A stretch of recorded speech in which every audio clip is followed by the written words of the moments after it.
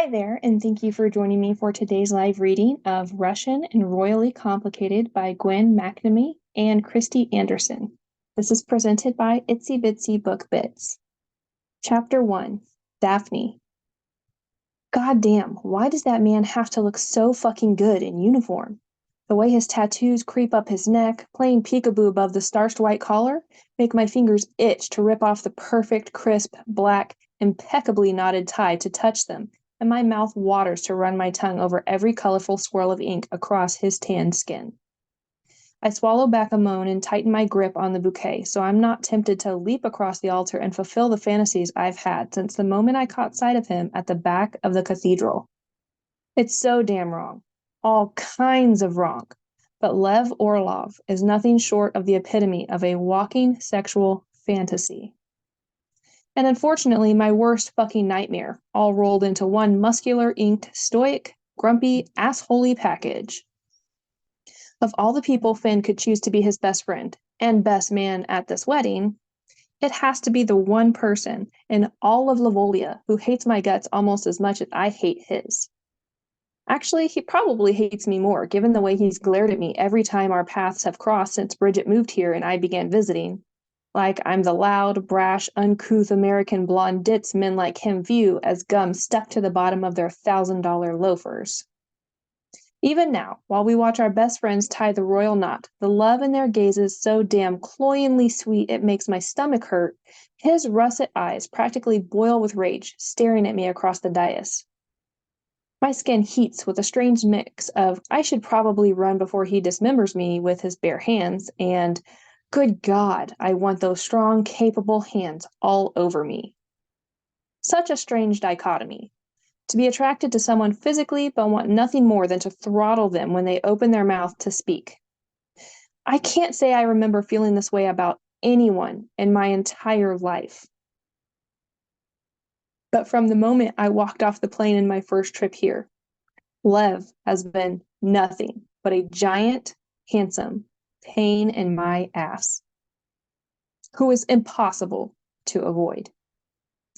With him attached to Finn at the hip, and when the prince can't bear to be away from Bridget for long, we all end up spending far too much time together.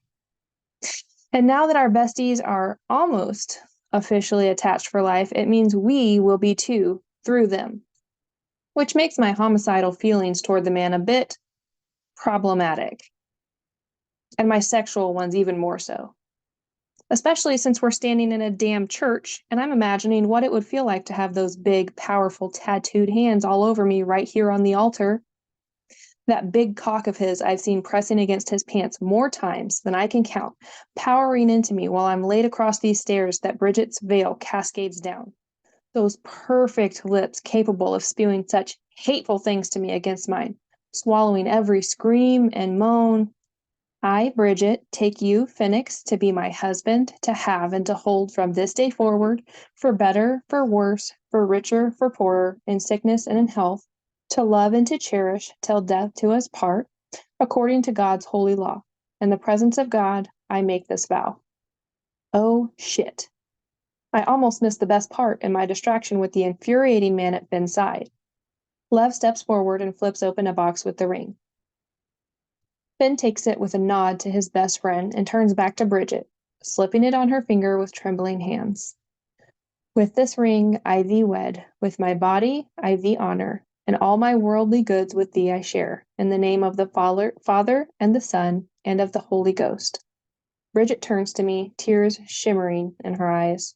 Crap, get it together, Daphne, you're on. I dig into the hidden pocket of my dress and pass her the simple gold band for Finn. She smiles at me and swipes away a tear before turning back to the man who holds her heart and slipping the ring on his finger. With this ring I thee wed, with my body I thee honor, and all my worldly goods with thee I share, in the name of the Father, and of the Son, and of the Holy Ghost. The officiant raises his hands to the congregation, but my gaze drifts from him to the rogue standing next to Finn. Those whom God hath joined together, let no man put asunder. It's a lovely sentiment, but one I've never really believed in. Love has always seemed like some sort of fairy tale, something I never witnessed in real life. Certainly not with Mom bouncing from boyfriend to boyfriend. I saw lust, pure and simple. And lust I can believe in. That primal pull between two people, even if it's a horrible idea, it's very real. Staring at Lev now, taking in his thick, unruly dark hair and neatly trimmed beard, the hard lines of his perfect cheekbones and strong jaw, his large, tattooed hands held in front of him respectfully, dark eyes locked on his best friend, I can almost see how Mom fell into that trap, over and over and over and over again, with the wrong men. Being constantly soaked in booze didn't help her decision-making skills either, but she gave in to her most base needs and never apologized for it to anyone. Is there really anything wrong with that? Sex without love? It brought Finn and Bridget together and developed into this. An epic tale so sweet and fairy tale-esque it almost makes me gag. Lust can become love. They've proven it, but something tells me it's the exception to the rule. Shit. That's the end of the ceremony. I jerk my gaze away from Lev, trying to pretend I didn't zone out again. That bastard and his smug sexiness just made me miss the most important part of my best friend's wedding. Phoenix leans in and stops just short of kissing her, whispering something that makes her smile and lean closer as she replies.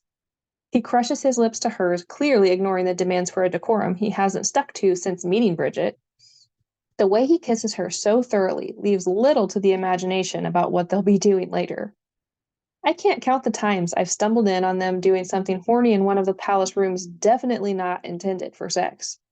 Finn just doesn't care, and Bridget seems more than willing to enjoy the ride. Why wouldn't she? He's the smoking hot heir to the Lavolian throne, and the man worships the ground she walks on. Now that he has her locked down legally, I can only assume his sexual antics will continue in full force until he knocks her up and gets his own little prince or princess. They turn on the dais to face the congregation, and Finn surreptitiously slips his hand down the back of her dress and grabs her ass. I fight a smirk at Bridget's cheeks, flaming red with the completely inappropriate and oh-so-Finn act done in the holiest place on the island. She gives him a reproachful look filled with love and slips her arm through Finn so they can make their way slowly down the steps. The recessional song begins, and I hand her the bouquet and fan out her train to ensure it's picture perfect for her walk back down the aisle. The white lace flows gracefully behind her, making her look every bit the princess she now is. A princess. This really is a fairy tale for her. I stand again and glance toward Lev. His hard, dark eyes lock on me, and a muscle in his clenched jaw ticks. Only his ingrained manners prevent him from walking off the dais and hustling after them without me, but he knows everyone is watching, waiting for the best friends of the groom and bride to follow their retreat. He takes a slow step toward me, then another, pausing at the center where Bridget and Finn just exchanged their vows. His right elbow extends to me stiffly, like he has to force himself to make the gentlemanly gesture. I slap on a saccharine sweet smile and slip my arm through his. He dips his head slightly toward me. That heavenly scent of leather and sea air always hanging on him envelops me. Why does he have to smell so damn fantastic? Even his warm breath tickling my cheek holds a peppermint quality. I'm shocked you didn't shout some obscene American cheer when they announced them as married. What is it you say over there? Yee-haw? His mock Texas accent might as well be fingernails on a chalkboard. I glare at him and jab the point of my elbow straight into his ribcage with as much force as I can muster. I'm shocked you didn't lock Phoenix in a closet somewhere today so he couldn't get hitched and leave you behind to die lonely and alone. Lev scowls at me, but moves toward the steps leading us to the down to the main aisle. Perhaps my comment was a low blow, since he's clearly a bit bothered by losing his bestie to mine, but he started it with his yee-haw comment. The man knows I'm from Colorado, not Texas, and only said that to rankle me, so he deserved what he got with my jab at his friendship with the prince. Eat it, asswipe. He pauses before the first step. His long, exhaled sigh flutters the hair on my neck as he brings his lip closer to my ear, further drowning me in his manly musk. Careful on the steps, Yankee. Those heels are a lot different than the thongs you prefer. I dig my nails into the Yates family Lavolian crest tattooed on the top of his hand as hard as I can, hoping to draw blood. Of course, he'd bring up my favorite footwear while I barely managed to balance in 4-inch stilettos. and use the term for them that has a double meaning just to get under my skin. I'd much rather be comfortable in a pair of my signature flip-flops, but Bridget, and Jacqueline, the obsessive royal wedding planner, insisted on these monstrosities currently pinching my feet. Their only redeeming quality is the way they bring me closer to Lev's towering 6'5" height, making it easier to whisper snide remarks and witty comebacks at him while we slowly descend toward the aisle. I know how obsessed with my thongs you are, Lev, but I wasn't about to wear them to a wedding, on my feet or to cover my pussy. His head whips toward mine, and I grin at him and mouth "commando" as we reach the first set of pews and clapping dignitaries. Thick, black lashes surrounding brown eyes that hold flecks of bourbon blink rapidly as he processes my words. He presses his lips together in a firm line and returns his focus forward, his entire body stiffening. Yee-haw, jerk. My chest swells with pride at being able to unnerve the man, but my heel snags on the corner of an old stone tile at the side of the aisle runner, and I stumble, my free hand flailing wildly in the air. Every moment of my life up to now flashes before my eyes. Living in the trailer with Mom, her endless string of boyfriends, cleaning up after her when she went on binges, finally breaking away for college, meeting Bridget, getting what I thought was my dream job, coming to Livolia with her for her non-honeymoon. Just when I think this grumphole will let me fall, he shifts toward me and wraps both arms around my body, keeping me upright, his large palms splayed across the exposed skin on my back. Electric sparks shoot through me from that focal point where our bodies touch. His thumb strokes across my shoulder blade and goosebumps pebble over my skin. A tiny gasp escapes my lips, and he seems to remember where we are and who he has in his arms, stilling his hand. He leans farther into my personal space, far too close for what the typical royal etiquette he follows so closely should allow. You're like Bambi taking his first steps. I dig my nails into his arm, partly to steady myself and also to inflict some pain, but the thick material of his Royal Guard uniform breaks him from my assault. Lucky break. But if he makes one more comment on our way out of this church, I can't be held responsible for my actions. One of the royal party planners stands at the end of the aisle, waving her hands in a "come on" motion, urging us to move along. Wouldn't want to cause a spectacle. Even though I despise the man currently holding me in his arms, I won't ruin Bridget's big day with our bickering. Everyone seated waits on our exit so they can begin to file out, and I want to get away from Lev as quickly as possible. Not without a parting shot. Why are you such an ass? Forcing a fake smile at him, I lean in slightly to ensure none of the celebrating dignitaries only feet from us can hear. Small penis? I'd be mad too if I were built like you and was only packing a Cheeto-sized cock. His eyes slide to mine, and a murderous rage darkens them to an almost black. Don't tempt me to ram it down your throat to show you that nothing about me can be described as Cheeto-sized. I wouldn't want you to choke, Yankee. My entire body heats with his threat, but the moment shatters when he releases me and turns us to face the massive double doors at the back of the Abbey. What the hell was that? We take the final few steps to reach the end of our torturous walk and approach the open double doors leading from the church. Crisp, fresh air blows in from outside and hits me, and I close my eyes and inhale deeply, trying to rid my lungs of Lev's intoxicating scent. A few more hours. I only have to play nice with him for a few more hours until I can retreat to my room alone and crash. Hopefully, a few glasses of very expensive champagne at the reception will help me forget whatever momentary insanity has caused me to be attracted to Lev Orlov.